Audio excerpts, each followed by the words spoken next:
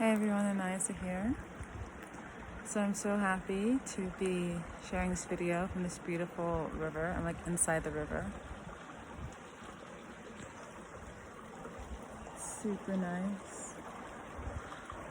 A lot has been going on recently, and I've taken a break from YouTube and producing videos because I've been really feeling in my own process and feeling quite silent at moments with it. And recently I feel like I've been talking to more friends and like kind of really bridging the gap between my inner and outer expressions, like really speaking from my soul sense and really wanting to share content from that space.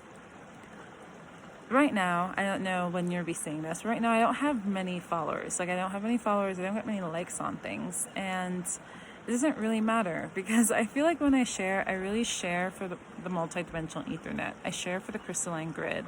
I share for the collective consciousness. And when I'm sharing my own unique sound, within the symphony of awakening. And I also, as I deeper express the truth of my own sound, I express a symphony of my own soul. And I know that's a part of why I'm here. And I know that that's like kind of what my avatar is here to express and do.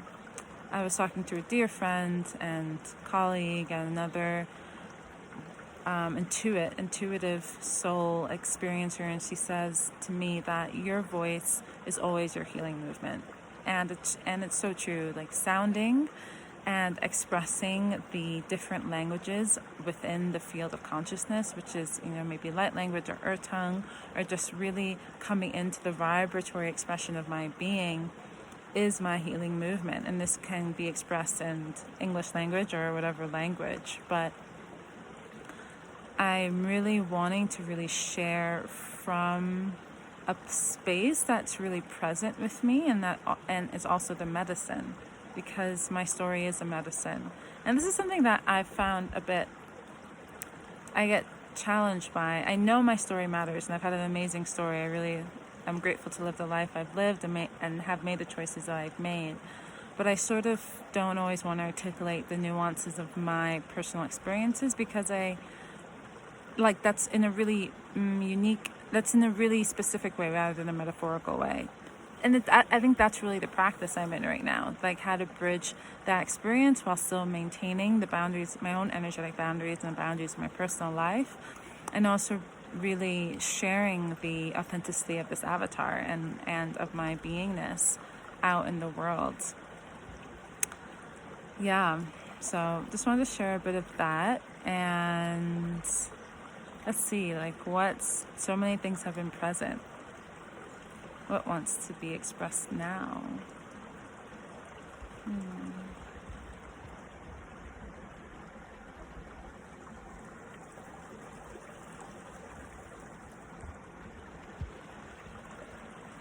So I've been really feeling this energy for change and for movement. And I've been feeling how the fractals of the universe are coming to meet me and to respond to that. Every time I want something, it wants me. And I'm in a conversation. But part of that conversation, especially now, especially in our global condition, like what's happening, the planet, is patience, I feel. It's patience, and then there's the eruption of a fire. That's what it feels like, just how I'm perceiving others and what I'm experiencing, because what we want is who we are, and who we are is always present. The fullness, the wholeness, the vibrancy, the love, the deep, deep truth. It's never anywhere else. It's always like what thought, what belief, what program is between that which I am and that which I perceive myself to be. And I feel like so many of us have been going deep into the murky aspects of ourselves, into the shadow and into the obscurity, to really feel into the light. And something I've been experiencing, a part of the patience is really how deeply can we calibrate our past? How deeply can we trust ourselves and trust the movements of our bodies and the notations and the inflections of our environment. And I've been really feeling how my past, the desires of myself as a high school person, the desires of who I am, has a place in the wholeness of who I am.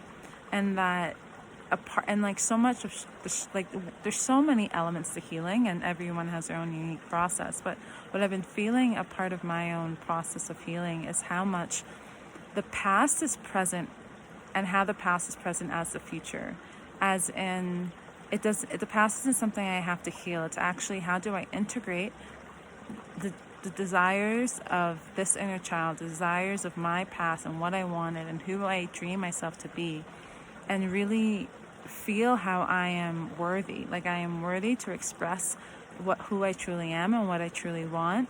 And through that, to really let this energy flow through me in a state of vibrancy that doesn't actually need a response. Because the response is the feeling itself. And the response is really following one's desires of life. And then also coming into the state of calm. It's the perfect paradox, this life. So it's really feeling the expression of the desire, but without any need for it actually to be qualitated or responded to or even met. It's actually in the experience of the desire itself. It's in the experience of the emotion itself that we are able to experience like the wholeness and the vitality of our life force. It includes all, and yet it's in some ways attached to none. And in that, I find that life has a fuller taste, and it has a fuller experience, and it has downs and ups and all these other spectrums of emotions, but it really allows us to be in life and like be in the throes of the experience is we really want, and that's calling us, and sort of trusting the process of our own unfolding and trusting the process of our own pleasure, and really using pleasure as a guide that allows us to meet life. It's like pleasure and patience.